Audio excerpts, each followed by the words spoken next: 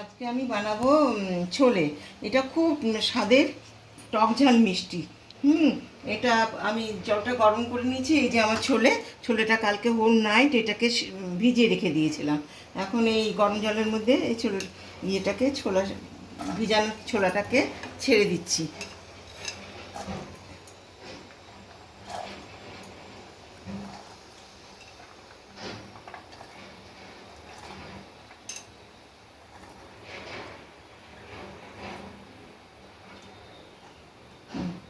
এটার মধ্যে কী দেবো? এটার মধ্যে দিলাম টমেটো দিলাম,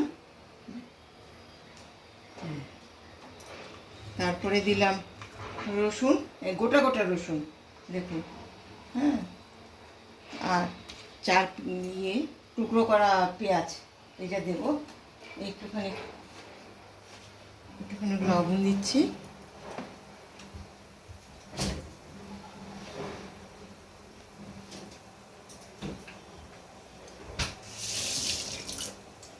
আর 3-4টা লঙ্কা ফেলে দিয়ে দিলাম।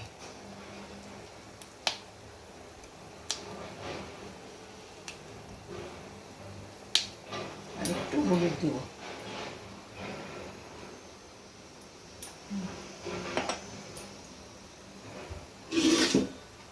একটু নাড়ি চাড়িয়ে নিলাম।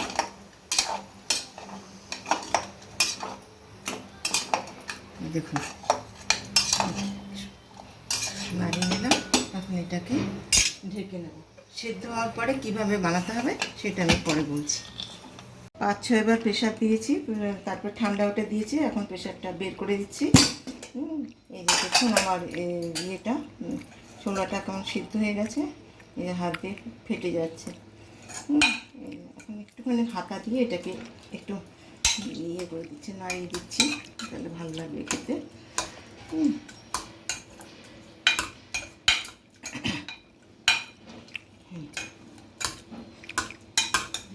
সুন্দর হয়েছে।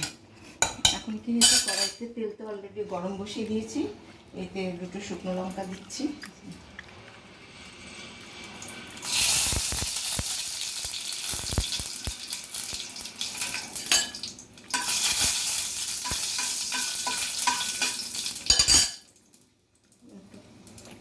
পাঁচ করে দিলাম।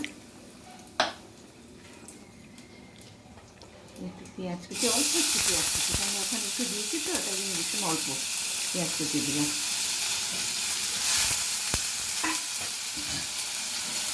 নাড়াচাড়া করে নিয়ে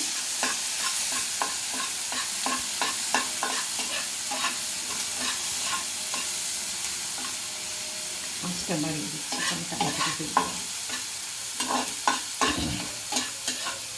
পেঁয়াজটা প্রায় ভাজা ভাজা হয়ে যাচ্ছে, লাল লাল হয়ে যাচ্ছে। পেঁয়াজটা একটু ভালো করে ভাজতে লাগে এই কারণে, নাহলে একটু কাঁচা গন্ধ থাকে পেঁয়াজে, তাই জন্য একটু ভালো করে এতে হয়তো একটু টাইম লাগে। নিয়ে দিলাম, মোটামুটি ভাজা হয়ে গেছে।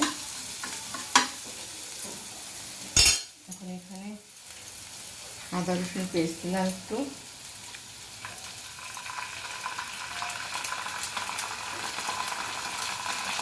লঙ্কা দিলাম, একটু জিরার গুঁড়ো দিলাম,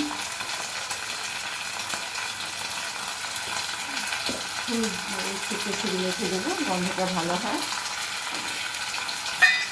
এখন এটাকে নাড়িয়ে দিচ্ছি। আর আমি এটা টক টক মিষ্টি মিষ্টি হয় তো, তাই জন্য আগের থেকে একটুখানি তেঁতুল ভিজিয়ে এটা পাল্পটা বের করে নিয়েছি, এটা এর মধ্যে ঢেলে দিলাম।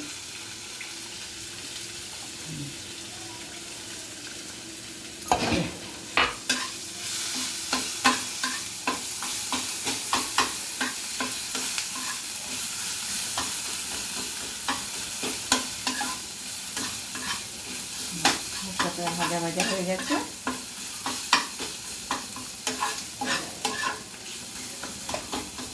এবারে ছোলাটা এখানে ছেড়ে দিচ্ছি।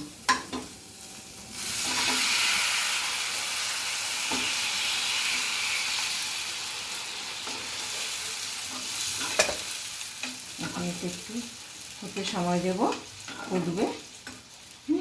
তারপরে একটুখানি ধনেপাতা, ঘি আর গরম মশলা ঢেলে দেবো। ফুটে গেছে, দেখুন কেমন সুন্দর হয়েছে। এখন আমি এর মধ্যে একটু চিনি দেবো, কারণ এটা টক ঝাল মিষ্টি তো, তাই জন্য একটু চিনি দিতে লাগবে।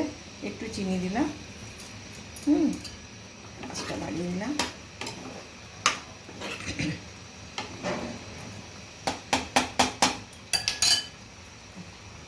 উপর দিয়ে ধনে পাতা ছিটিয়ে দিচ্ছি।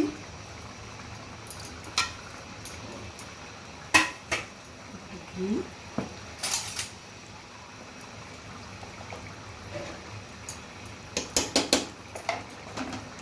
একটু গরম মশলা। আমার প্রিপারেশন রেডি।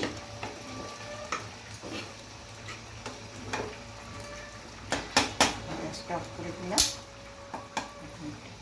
বলে ঢেলে যাচ্ছি।